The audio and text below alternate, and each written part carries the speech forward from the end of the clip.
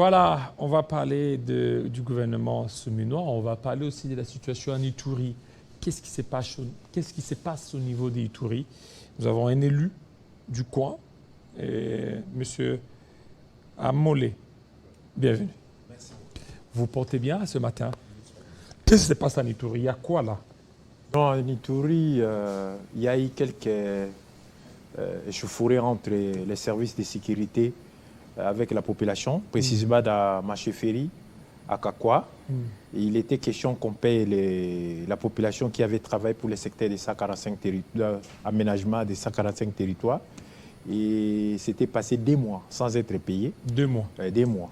Et les jours où ils ont amené l'argent, vous savez très bien que chez nous, au niveau de notre chefferie et territoire, les monnaies que nous utilisons là-bas, c'est les shillings ougandais. La monnaie ougandaise? La monnaie, voilà. En Ituri? Oui, en Ituri. Parce que nous sommes à la frontière avec l'Ouganda. Et d'abord, tous les produits de première nécessité sont achetés en Ouganda. Alors, les francs congolais n'existaient pas. Et les gens qui sont nés là-bas... En Ouganda. Et plutôt ici en Ituri? En Ituri, à Aru. Aru. L'argent que nous utilisons... Ceux qui nous suivent à Aru, nous saluons parce que vous êtes très nombreux là aussi. C'est les shillings. Shilling. Les gens ne connaissent pas les francs congolais. Or, une partie de la communauté qui travaille dans les services publics sont payés à francs congolais. Mais notre génération, la jeunesse qui est entre 20 à 30 ans, ne savent pas utiliser ça. Au lieu d'amener les dollars, ils ont amené plutôt les francs congolais. Et quand on échange, c'est à un taux là où vous perdez même 10% de votre monnaie. Votre salaire. Salaire. Bon. Donc ça a chauffé. Mais ce que je n'ai pas aimé, c'est les services de sécurité. Parce que ça a créé une tension entre la population et les agents de paye. Là. Et la manière dont ils ont utilisé les armes pour sommer, c'était au-delà du temps. Là, c'est les services de sécurité. Les services de sécurité, les militaires. Donc, ils sont allés au-delà des 30 minutes. C'était comme si c'était devenu une guerre. Alors, vous savez, la population doit... les services de sécurité doivent savoir les armes et les munitions qu'eux possèdent, c'est payé par la population. Donc, ils ne peuvent pas faire des sommations au-delà des temps prévus. Même pas... On ne peut pas démasser 5 minutes pour une intimidation en sommation. Donc, ils ont fait plus de 30 minutes. Je n'ai pas apprécié. Et j'étais en contact avec l'autorité à Bunia. Il m'a rassuré que les choses vont s'arranger. Je leur demande de pouvoir faire rapidement pour que les histoires reviennent en ordre. Et aussi, du côté de la chefferie voisine, il y avait le groupement Rogale. Et dans le village Gombo, il y a eu un conflit entre quelques individus. On a incinéré des champs, des séchoirs, des tabacs. Donc, je demande à cette population... Il y a beaucoup de problèmes en Ituri. Il y a le problème d'insécurité, l'insécurité causée par les ADF. Non, ADF, c'est du côté Mambasa. Nous sommes loin des ADF. Chez nous, il n'y a pas... Et vous, l'insécurité serait causée par quoi? Donc, c'est mes attentes entre la communauté, quoi. De communauté et seulement. surtout aussi, les problèmes qui se posent là-bas. Moi, je suis en train de réfléchir comme député national. Il y a le problème des tribunaux coutumiers. Il faut que ces tribunaux soient réhabilités. Vous savez, nos gens, généralement, parlent à dialecte. Et quand vous les amenez directement pour des petites causes comme ça, devant le tribunal de paix, ils n'arrivent pas à s'exprimer. Et facilement, ils sont condamnés. C'est extrêmement grave. Or, les problèmes devraient être résolus au niveau de la base. Et quand on amène un problème de la base au niveau des tribunaux de paix et commencer à payer les avocats, tout ça, ça pose déjà problème. Et il faut que les tribunaux, les coutumiers soient réhabilités pour que les choses coutumières soient traitées au niveau de la base.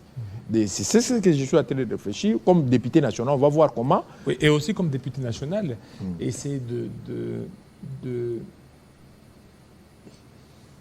d'utiliser votre pouvoir en tant que législateur pour que réellement, en ce qui concerne la monnaie, que les francs congolais soient certainement bien utilisés là-bas. Parce que là, avec des shillings, c'est compliqué là. C'est très difficile. Vous avez raison. D'abord, le problème qui est là, le pays est totalement déconnecté de la capitale avec des grandes villes, agglomérations. Et surtout que vous savez, chez nous ici, la plupart des gens connaissent, ici à Kinshasa, moi je suis à Kinshasa il y a plus de 15 ans, et la plupart des gens ici à Kinshasa ne connaissent pas le pays. À Kinshasa, vous trouverez facilement les gens, et ceux qui nous dirigent connaissent l'Europe mieux que la RDC. Nous qui sommes à l'extérieur, à l'intérieur, que nous connaissons Kinshasa plus que eux. Et quand vous voyez un Kinois, même un membre du gouvernement, quand il parle de la RDC, il parle d'une manière superficielle.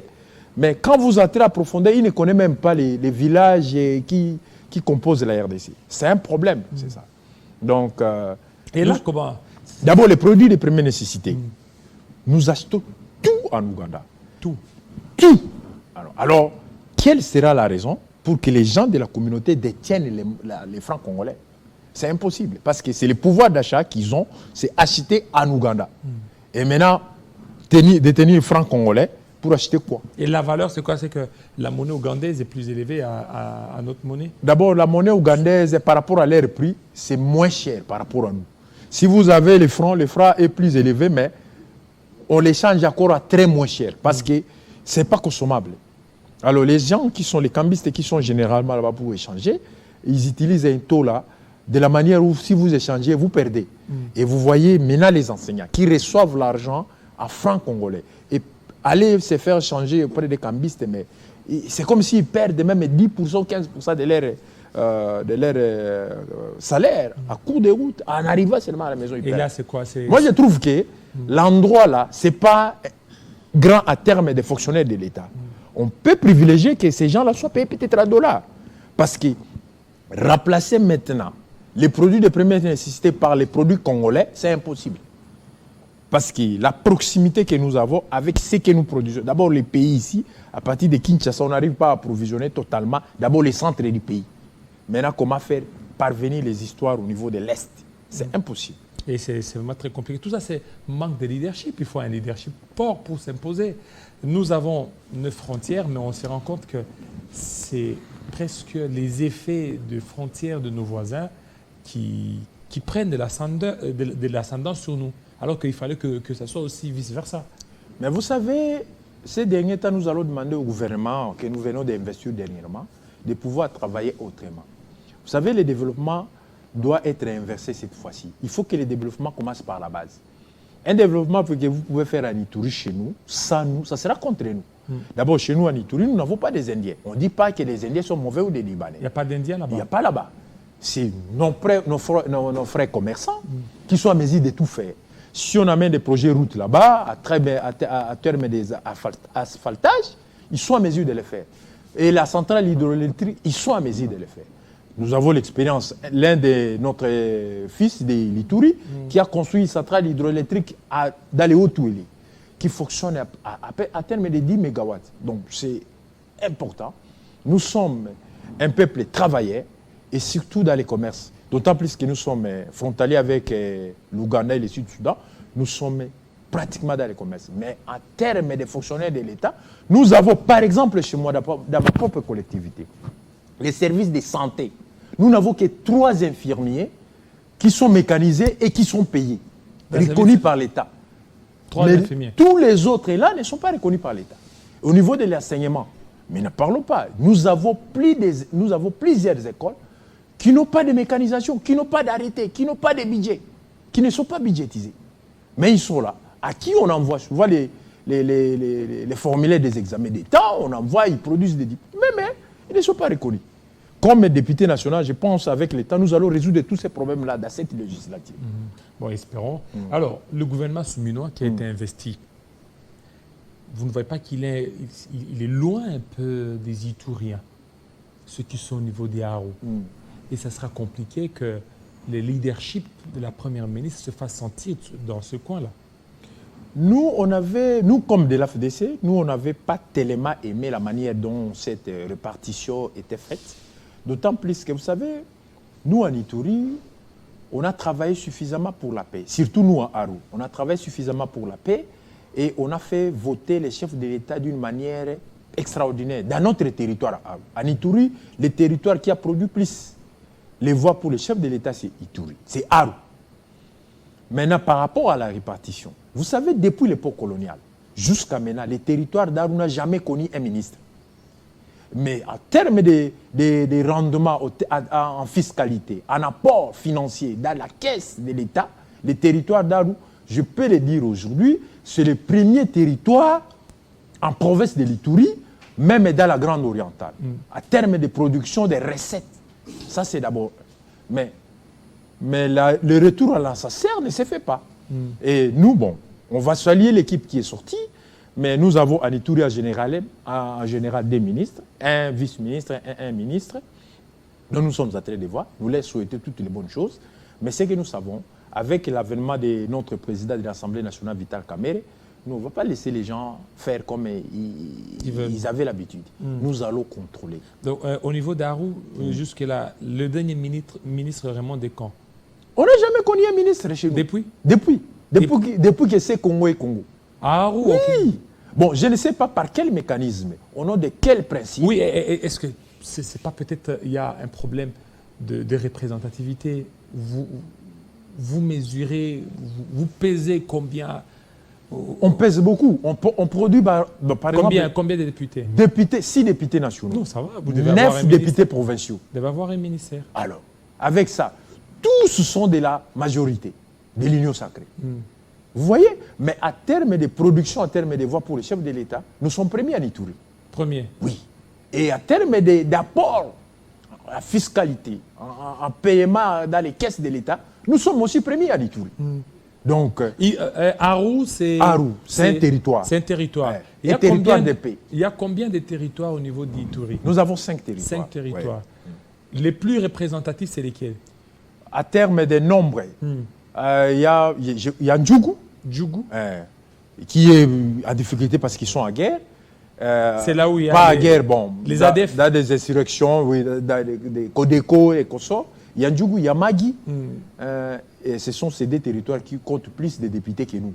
Et nous venons à 3e position. Et c'est là où il y a quand même des ministres qui viennent de là. Et les ministres, dans les Ndjougou, ils étaient plusieurs fois. Et dans les Magui, n'en parlons pas. D'ailleurs, on vient encore de renouveler 2 dans un même territoire que nous fustigeons. 2, oui. Mais nous saluons quand même leur présence parce que état de l'Ituri. Mais chez nous, à Arou, non.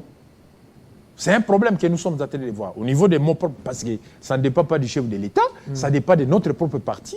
Nous allons voir dans notre formation politique si, dans les jours à venir, on peut voir un des fils de Arou devenir un ministre. Ça va donner une forte représentation nationale. Alors, vous reprochez quoi au gouvernement?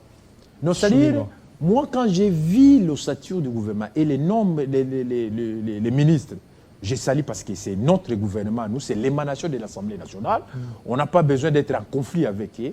J'ai vu d'autres ministres qui sont revenus. Je me pose la question, au nom de quel principe? Il y a des ministres qui reviennent 3 fois, 4 fois, 5 fois. Mais quand vous voyez dans leur secteur, les choses ne changent pas. Bon, il y a aussi une culture que nous avons. Il y a des gens qui deviennent des ministres parce qu'ils sont professeurs. Et maintenant, la course, c'est pour devenir professeur et devenir de taille. Si vous voyez en Angola, ici, ils ont fait 30 ans de guerre, mais la manière dont on gère le pays est très différente de chez nous, qui n'avons pas fait 30 ans de guerre dans l'ensemble du territoire. Si vous voyez aussi le Soudan, même chose. Mais quand vous voyez dans leur secteur, les choses évoluent. Vous prenez par exemple le ministère de l'urbanisme et habitat. Depuis 1960, quel est ce ministère qui a construit et logé les Congolais? Il n'y en a pas. Mais ils sont là, ils s'améliorent eux-mêmes, ils ajoutent leurs propres biens. Voilà. Vous prenez le deuxième ministère, ministère des Transports et Communications. Nous n'avons pas les codes de la route ici dans ce pays. Il n'y a pas de code de la route. Il n'y en a pas. Il n'y a pas de permis de conduire. Permis de conduire, il n'y en a pas non plus. Et aussi, le respect des codes de la route ne fonctionne pas. Violé par les mêmes membres du gouvernement. Vous voyez comment nous réfléchissons. Vous quittez là-bas, vous allez dans les services de... Je salue le ministre de l'Agriculture qui vient d'obtenir un poste important, ministre de l'État. Je pense que cette fois-ci, ça va fonctionner. Moi-même, il est de l'AFDC? Il n'est pas de l'AFDC. Moi-même, État, un ingénieur agronome. À l'AFDC, il y a combien de ministres? Normalement, dans les principes, on devait avoir 3. Mais on a eu 2. 2. Un de pratique professionnelle et un de l'emploi. Mais on l'a pité des prévoyance sociale. Mais il reste maintenant un ministère de coquilles vides. Un ministère de jours fériés. De jours fériés. Et donc, vous ne signez que des jours fériés. Bon, écoutez. C'est compliqué. Voilà, vous parliez de l'agronomie en tant qu'ingénieur de l'agronomie. Ingénieur agronome. Je salue d'abord la présence de ce ministre comme ministre d'État. Il vient presque par la préséance, il vient presque à 7e position, après les 6 vice-premiers ministres. Et je dis, depuis 1960, on n'a jamais fait une politique de l'agronomie, de l'agriculture, à telle sorte que le pays puisse être dans l'autosuffisance au-delà. Parce qu'aujourd'hui, je vois, dans les programmes, on nous dit on fera de ces pays des industries agricoles, des transformations. Comme un agronome, avant de transformer, il faut faire la surproduction. La surproduction. Et il faut qu'il y ait la surproduction. Il faut que la population mange et la différence et ce qui est surproduit soit maintenant transformé. Mais si on ne mange pas d'abord à sa faim, comment faire la surproduction, la transformation? C'est impossible parce que l'usine, naturellement, elle est gourmande. Ça prend une grande quantité. Maintenant, les gens ne mangent pas leur faim. Comment voulez-vous? Et j'étais aussi parmi les premiers, étant à l'opposition, j'étais parmi les premiers à dénoncer les Bukangalozo. Et quand on a commencé le projet Bukangalozo comme un agronome et un ingénieur averti, j'ai dit ça c'est un cheval blanc. Ça ne va pas produire un fruit. Bukangalozo. Les montants alloués, tous les équipements qui ont été mis en contribution pour cette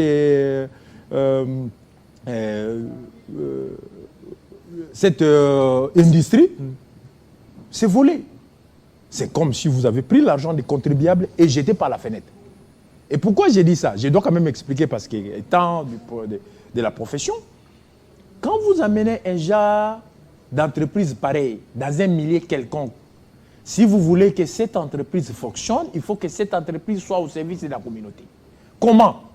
Une entreprise comme ça doit construire des entrepôts, doit construire des usines, à transformer et à faire les champs et à pousser la communauté à faire ces mêmes champs. Et maintenant, cette entreprise va racheter les produits que la communauté va produire. Et cette entreprise-là sera protégée par la communauté. Mais l'entreprise vient, elle s'installe seule, elle commence à produire elle-même contre la volonté de la population. La population s'est érigée en obstacle. L'entreprise était tombée à faillite. Parce que comment voulez-vous travailler avec une communauté sans leur contribution? Ça ne marche pas. Et ils étaient en difficulté permanente. C'est comme cela que ça ne pouvait pas. C'est exactement comme la ferme de Moïse Katoum que j'ai salue là-bas. Ce sont des genres de fermes qui doivent être privées. Maintenant, si vous voulez booster ces genres d'entreprises, mettez dans une province et la ferme là de Futuka. C'est privé. Oui, mais ça produit. Hein. Mais ça produit.